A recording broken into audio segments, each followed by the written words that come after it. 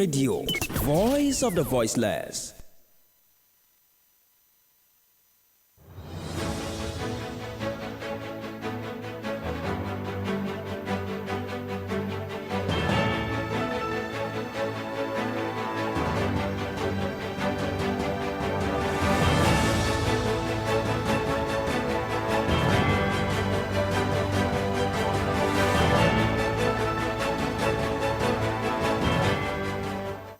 This is the World News on Al-IyamoyeTv and radio. Good afternoon. I am Modupe, Akinyosoye. Here are the top stories.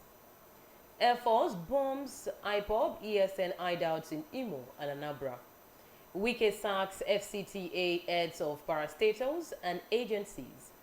In business, Norgay says President Tinubu's economic policy hurting Nigerians. On the foreign scene, U.S. President appoints 2 Nigerian Americans as advisors. In sport, CAF announces host of 2025-2027 African Cup of Nations as Nigeria loses host bid. Details of this and more coming up shortly. Stay with us. Welcome back. Now the news in details. The Nigerian Air Force says the air component of Operation Udoka 2 has destroyed several hideouts of the Eastern Security Network (ESN) in Imo and Anambra State. In a statement issued on Wednesday, spokesperson of the Nigerian Air Force, Edward Gabwet, said the strikes were carried out on Tuesday at separate locations. According to Gabwet, prior to the operation, the troops had received intelligence of the planned disruption of civic activities across the southeastern states by ESN fighters.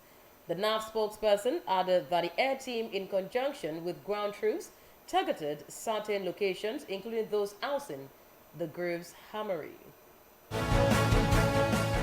The Speaker of the House of Representatives, Tajuddin Abbas, has disclosed that the annual budget of the National Assembly has been stagnant for 13 years despite inflation and attendant consequences. He said that notwithstanding, the expenditure of the federal legislature has gone up within the period without commensurate rating budgetary provisions to back it up. Abbas said this when he received the delegation from the African Business Roundtable in Abuja on Wednesday.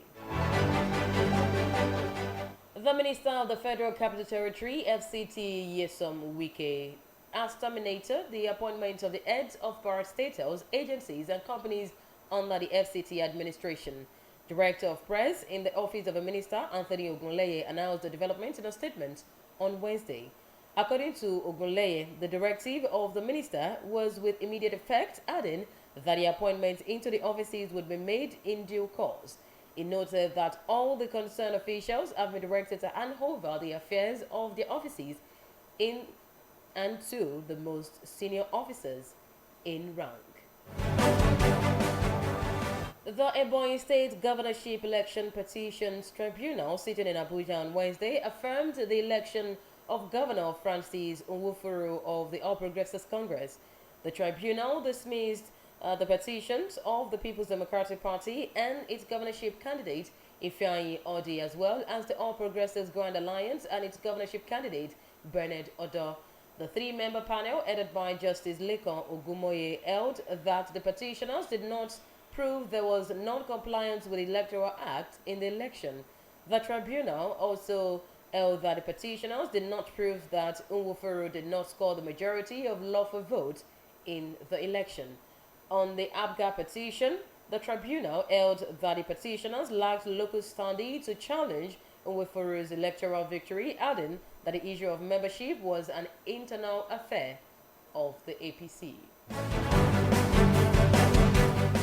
You are listening to the World News on Al-IyamoyeTV and radio. Still to come, business, foreign and sport news. Please just stay with us. Welcome back to the rest of the news and business and economic news. The Nigeria Union of Local Government Employees, NOGE, has picked holes in President Bola Tinubu's economic policy, saying it is hurting the masses. National President of NOGE, Comrade Ambali Olatoji, who spoke during the opening session on of a two-day national youth conference organized by the union in Bini, Edo State, accused the president of being insensitive to the plight of the people. He also criticized the president for running an over-bloated cabinet comprising ministers and a retinue of aides. The Norgay president condemned the removal of fuel subsidy without a mitigation plan, added that the dodgy and ill-defined economic policy of the Tinubu administration is hurting the poor and vulnerable most. On the foreign scene, the President of the United States, Joe Biden, has appointed two Nigerian Americans as advisors. The appointees, Osagie Imasoge and Chine Ogwemike, are part of the 12 members of the President's Advisory Council on African Diaspora Engagements in the United States. The appointment was contained in a statement released by the White House on Wednesday. According to the statement, the establishment of the council was aimed at enhancing dialogue between United States officials and African diaspora. In the existing world of sport, the Confederation of African Football, CAF, has announced Kenya, Tanzania, and Uganda as the joint hosts for the 2027 Africa Cup of Nations. CAF President Patrice Motsepe declared the tripartite bid the winner of the hosting rights for the 2027 AFCON in Cairo, Egypt on Wednesday. The winners were announced after a voting session by members of the CAF executive members. The three East African countries beat others, including a joint bid by Nigeria and Benin Republic, to the hosting rights. Morocco was also named the host of the 2025 AFCON. To end the world news, a quick recap of the major story. We reported that Air Force bombed IPOP and ESN hideouts in Imo and Anambra. We told you that FCT Minister Nyesom Wike sacked heads of parastatals and agencies.